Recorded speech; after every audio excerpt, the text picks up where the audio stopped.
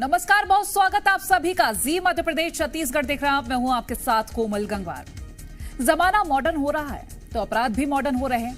ऐसा हम इसलिए कह रहे हैं क्योंकि नई टेक्नोलॉजी ने जिंदगी को आसान तो बनाया है, लेकिन इस नई टेक्नोलॉजी ने कई परेशानियों को भी खड़ा कर दिया है। आज हम आपको कुछ ऐसे मामले बताने जा रहे हैं जो आपके लिए बेहद जरूरी है, क्योंकि साइबर ठगों ने लोगों को ठगने के नए नए रास्ते ढूंढ निकाले हैं। ऐसे में लोगों का जागरूक होना बेहद जरूरी है।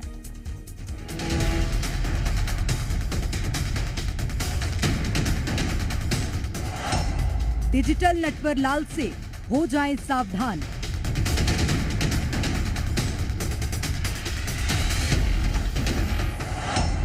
शेयर बाजार तक फैला साइबर ठगों का जाल।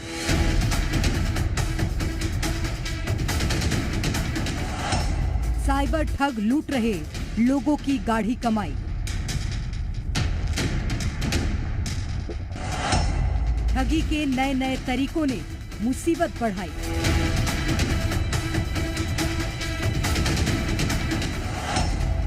साइबर ठगों का ऑनलाइन गेम।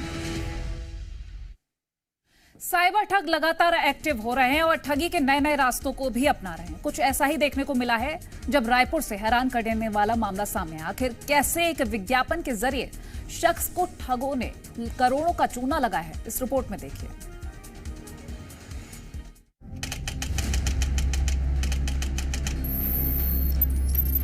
आज के दौर में हर कोई जल्द से जल्द बड़े मुनाफे और बड़ी बचत के लिए अलग अलग जगह पर इन्वेस्टमेंट कर रहा है, और इसमें सबसे बड़ा फायदा लोगों को शेयर बाजार में दिख रहा है।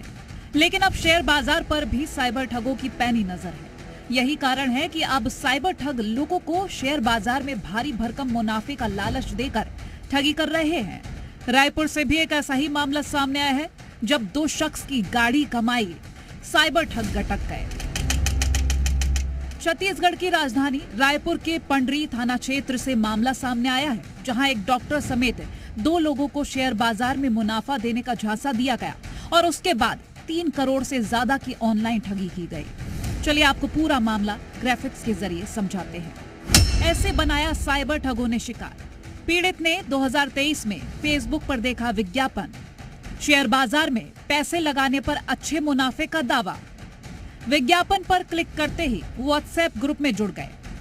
ग्रुप से जुड़े दूसरे लोग मुनाफे का स्क्रीनशॉट करते थे शेयर। पीड़ित को भी काफी फायदा होने का दिया गया झांसा। साइबर फ्रॉड के झांसे में आकर पीड़ित ने एक ऐप डाउनलोड किया।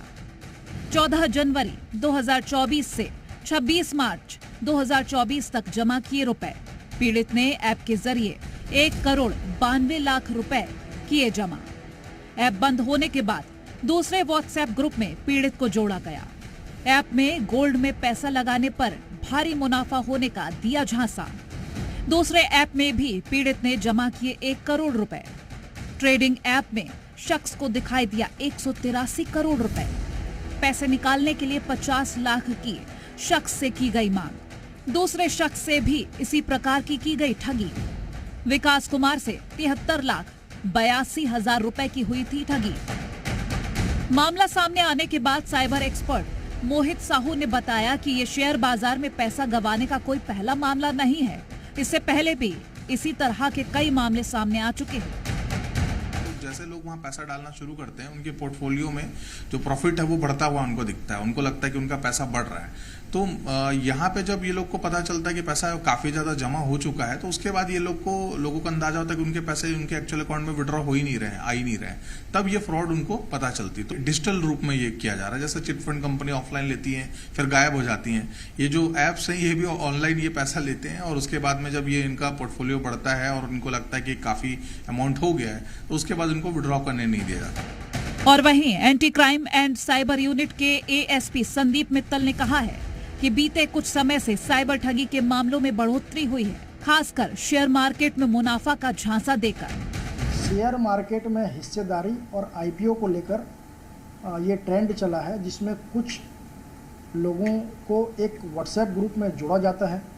कुछ समय तक उनको अलग अलग प्रकार के आईपीओ और शेयर के बारे में जानकारी दी जाती है। प्रारंभिक तौर पे छोटे छोटे पैसे उनसे इन्वेस्ट कराए जाते हैं, जिसका उनको रिटर्न भी दिया जाता है। कई लाखों रुपए, करोड़ों रुपए की राशि वो लोग एक बार में अपने पास आरटीजीएस करवा लेते हैं और उसके बाद उस व्हाट्सएप अकाउंट को बंद कर देते हैं। आधुनिक दौर में साइबर ठगों ने भी ठगी के नए नए तरीके अपनाने शुरू कर दिए हैं। ऐसे में लोगों को बेहद जागरूक और सतर्क रहने की जरूरत है। ब्यूरो रिपोर्ट, जी मीडिया।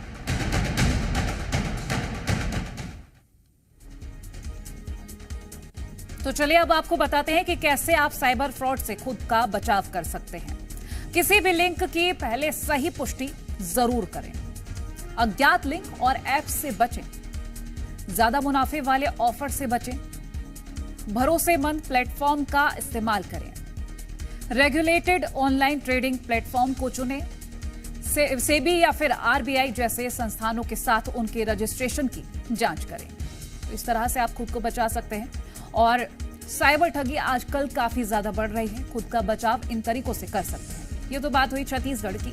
अब हम बात कर लेते हैं, माफ कीजिएगा, बात कर रहे थे हम जो ठगी की, उसके बाद अब छत्तीसगढ़ की बात करते हैं, जहां आपको बताते हैं कि कैसे एमपी के ग्वालियर में भी साइबर ठगों ने एक शख्स को अपना शिकार बनाया। तरीका वही था, बस इस बार उन्होंने एक केमिकल कारोबारी को अपने जाल में फंसाया। आखिर कैसे, इस पर भी ये रिपोर्ट देखिए।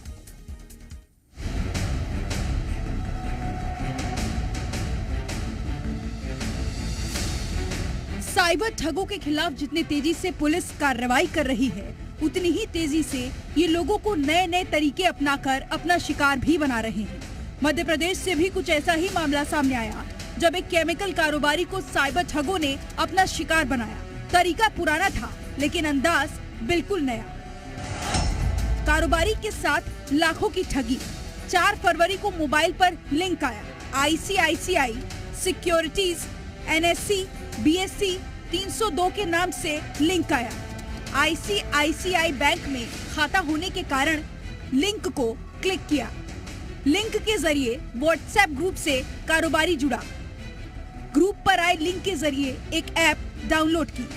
ट्रेडिंग ऐप के जरिए शेयर खरीदे और बेचे। शुरुआत में कारोबारी को मुनाफा हुआ। ज्यादा मुनाफे की लालच में अलग अलग खातों में रुपए जमा किए। कारोबारी ने कुल 27,71,800 रुपए जमा किए। रुपए जमा करने के बाद कारोबारी को प्रॉफिट दिखाया गया। 3,34,00,000 कारोबारी को ट्रेडिंग ऐप पर प्रॉफिट दिखा। जब कारोबारी ने पैसे निकालने चाहे तो 15% टैक्स की मांग हुई। कारोबारी ने ऐप की जांच कराई तो ऐप फर्जी निकला। वहीं अब इस पूरे मामले में साइबर क्राइम पुलिस ने शिकायत के आधार पर जांच शुरू कर दी है। फिलहाल आरोपियों की तलाश की जा रही है। जिस प्लेटफॉर्म पे ट्रेडिंग कर रहा था वो फेक प्लेटफॉर्म था। उस प्लेटफॉर्म पे उसको जो प्रॉफिट दिखाया जा रहा था वो बेसिकली साइबर फ्रॉड का ही पार्ट था। इनके द्वारा बताया गया कि इसने उस प्लेटफॉर्म का उपयोग करते हुए करीब 27 लाख रुपए का इन्वेस्ट किया था। तो चूंकि शेयर ट्रेडिंग का प्लेटफॉर्म ही फेक था और उस तरीके का साइबर फ्रॉड हुआ है, इसको भी क्राइम ब्रांच इन्वेस्टिगेट कर रही है। उसमें चीजें पता लगी किस प्रकार से फ्रॉड हुआ है। पर ओवरऑल ये एक जो शेयर ट्रेडिंग का जो फ्रॉड है, गलत प्लेटफॉर्म पे इसने ट्रेडिंग की, इसके कारण ये उसमें शिकार हुआ घटना। मध्य प्रदेश, छत्तीसगढ़ समेत पूरे देश में इन दिनों ऑनलाइन तरीके से लोगों की गाढ़ी कमाई पर शातिर नटवर लालों की नजर है। ऐसे में हमें समय रहते इनसे बचने के साथ साथ लोक लुभावन विज्ञापनों से भी दूर रहने की जरूरत है। ब्यूरो रिपोर्ट, जी मीडिया। चलिए हम आपको बताएंगे कि किस तरह से आप साइबर ठगी से बच सकते हैं और जानकारी भी देंगे कि कहां कहां से ऐसे मामले सामने आए हैं। रायपुर से हमारे सहयोगी सत्य प्रकाश, ग्वालियर से करतार सिंह जुड़ गए हैं और साइबर एक्सपर्ट मोहित साहू जी हमारे साथ जुड़े हैं। पहले सत्य, मैं आपका रुख करना चाहूंगी। इस तरह के जब मामले सामने आते हैं तो लोग डरने लगते हैं, क्योंकि जहां मुनाफा कमा रहे होते हैं उनके जहन में एक डर बैठ जाता है, कहीं ऐसा ना हो अगले कदम पे उन्हें नुकसान होना शुरू हो जाए, बड़ी ठगी हो जाए। ऐसे कई मामले सामने आए। बिल्कुल, देखिए, और ये डर जो है वो भी कई दफ़ा बड़ी ठगी की वजह बन जाती है।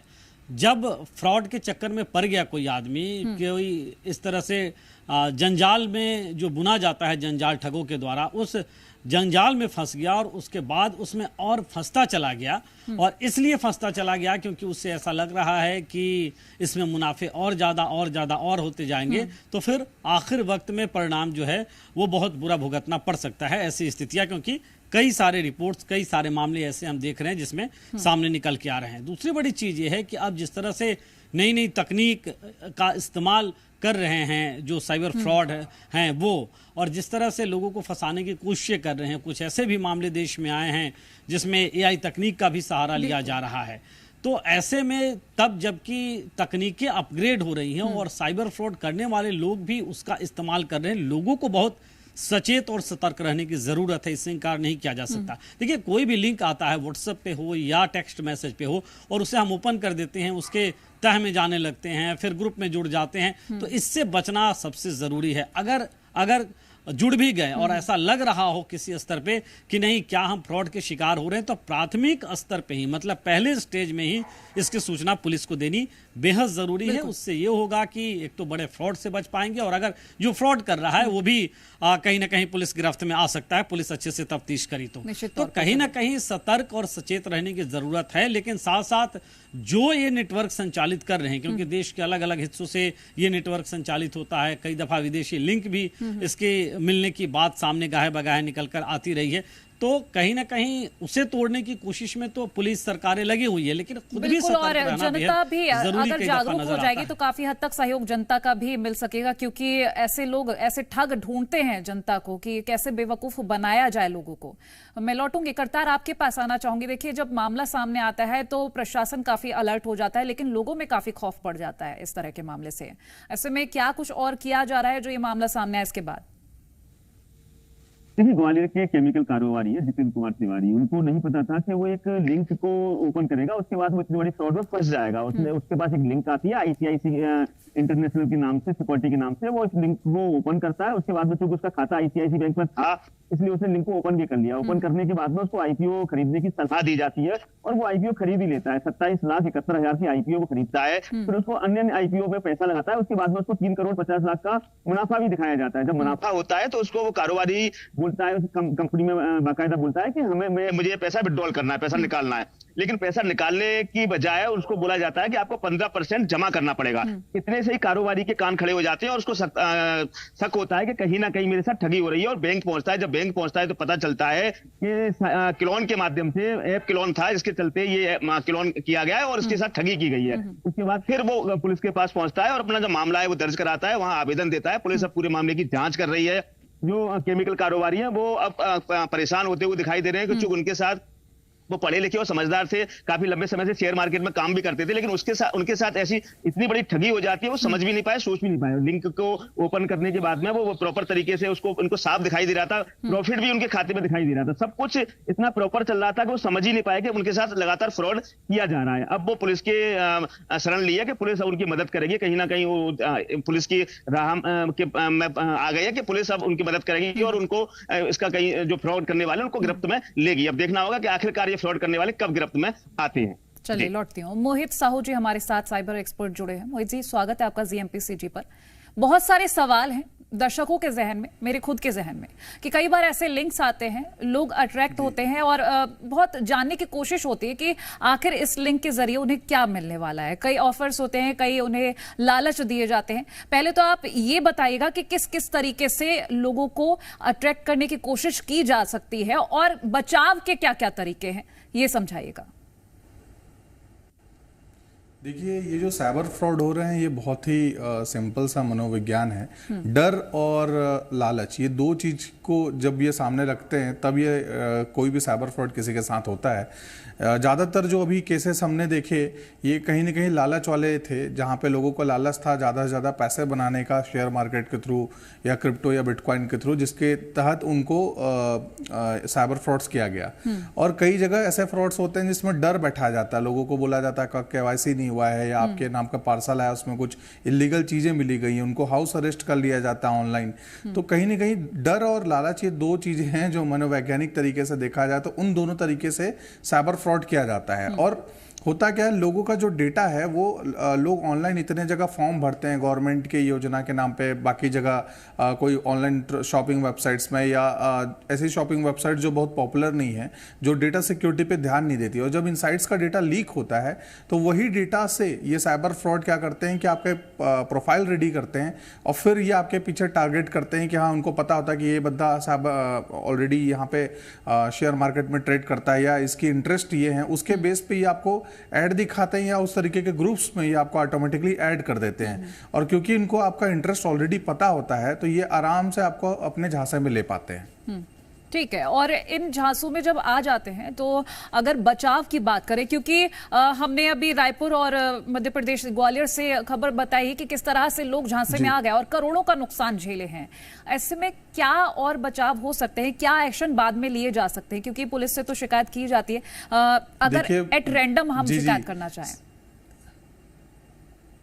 जी देखिए, अगर सिंपल शब्दों में समझा जाए तो ये जैसे ट्रैफिक का नियम हम पालन करते हैं कि जब रेड हुआ, येलो हुआ और ग्रीन हुआ तो हम उस पर एक्ट करते हैं, सेम साइबर वर्ल्ड में भी स्टॉप, थिंक और एक्ट, ऐसा ही आपका प्रिंसिपल होना चाहिए कि आप जब भी कोई लिंक आती है तो सबसे पहले ये चेक करें कि वो प्ले स्टोर से डाउनलोड किया गया हो। सेकंड, कि कोई भी कंपनी जो भारत में रजिस्टर्ड है, कोई भी ब्रोकर जो भारत में रजिस्टर्ड है, वो सेबी रेगुलेटेड है और उस कंपनी की इंफॉर्मेशन एमसीए की वेबसाइट पे आपको अवेलेबल है। ये दोनों चीजें आप क्रॉस चेक कर लें कि जो आप ऐप यूज कर रहे हैं कहीं उस कंपनी का है कि नहीं, और उसके ऑफिशियल वेबसाइट से जाकर के वहां से डाउनलोड करें या फिर उसके प्ले स्टोर में जाकर के डाउनलोड करें, रेदर देन की कोई आप थर्ड पार्टी लिंक के थ्रू करें। अभी हाल में ही एक केस आया था जिसमें यूनियन बैंक का क्लोन्ड ऐप और एसबीआई का क्लोन्ड ऐप भी ऐसे ही लोगों के बीच पहुंच रहा था। तो ऑफिशियल जो प्ले स्टोर है जहां से ये चीजें डाउनलोड होती है वहां से करना बहुत जरूरी है, क्योंकि वहां पे प्ले स्टोर एक लेवल का प्रोटेक्शन रखता है कि फर्जी ऐप्स वहां पे ना रहें। दूसरा है कि जब आपने ये चीजें ऐप अगर डाउनलोड कर भी ली हैं तो आपका ये होना चाहिए कि आप परमिशन चेक करें कि इन ऐप्स को आप कॉन्टेक्ट का परमिशन या आपके जो फाइल मैनेजमेंट परमिशन है वो मत दें, ताकि इन ऐप्स के पास आपके कोई सेंसिटिव डेटा मत जाए जिससे ये आपको और ब्लैकमेलिंग या बाकी चीजें कर पाए। अभी कुछ सालों पहले ही बहुत सारे ऐसे भी फ्रॉड हो रहे थे जिसमें लोग लोन लेते थे, क्विक लोन उनको मिलता था, लोन के बदले वो बहुत ज्यादा अमाउंट उनसे वापस ब्लैकमेल करके वापस मांगते थे। तो कहीं ना कहीं इन सबसे बचने का सिंपल तरीका प्ले स्टोर से डाउनलोड करें। जरूरत है कि जागरूक रहें, अलर्ट रहें और खुद को बचाएं। बहुत शुक्रिया आपका, और सत्या आपका भी शुक्रिया, और करतारा आपका भी शुक्रिया जानकारी साझा करने के लिए। तो देखिए, साइबर फ्रॉड से आप कैसे बच सकते हैं, क्योंकि आजकल में हम अगर बात करें टेक्निक्स की तो लोगों को बखूबी पता है और फ्रॉड्स को ज्यादा ही पता है कि लोगों को कैसे ठगा जाएगा। तो साइबर फ्रॉड से बचने के लिए आपको सतर्क रहने की बहुत ज्यादा जरूरत है। आपकी छोटी सी लापरवाही की वजह से भारी नुकसान झेलना पड़ सकता है। अपना पर्सनल डेटा किसी को भी शेयर ना करें, सबसे पहला काम तो यही करें। किसी भी ऑफर के लिंक पर क्लिक ना करें, अक्सर अट्रैक्ट होकर हम ये गलती कर जाते हैं। कार्ड का पिन और कार्ड नंबर किसी के भी साथ शेयर करने की गलती ना करें। अलग अलग अकाउंट के लिए अलग अलग पासवर्ड का इस्तेमाल जरूर करें, क्योंकि अक्सर हम ये करते हैं कि पासवर्ड सेम रखकर हम सोचते हैं कि हम याद रखेंगे, लेकिन उस याद रखने के चक्कर में हम अपने अकाउंट का सेम पासवर्ड रख जाते हैं और लोग उसका फायदा उठा जाते हैं। तो इसी तरह से आप अपना बचाव कर सकते हैं, साइबर ठगी से बच सकते हैं, क्योंकि फ्रॉड्स आपके आसपास घूम रहे हैं, उनसे बचना है तो सतर्क रहिए। रुक रहे हैं एक छोटे से ब्रेक के लिए, जल्द हाजिर होंगे।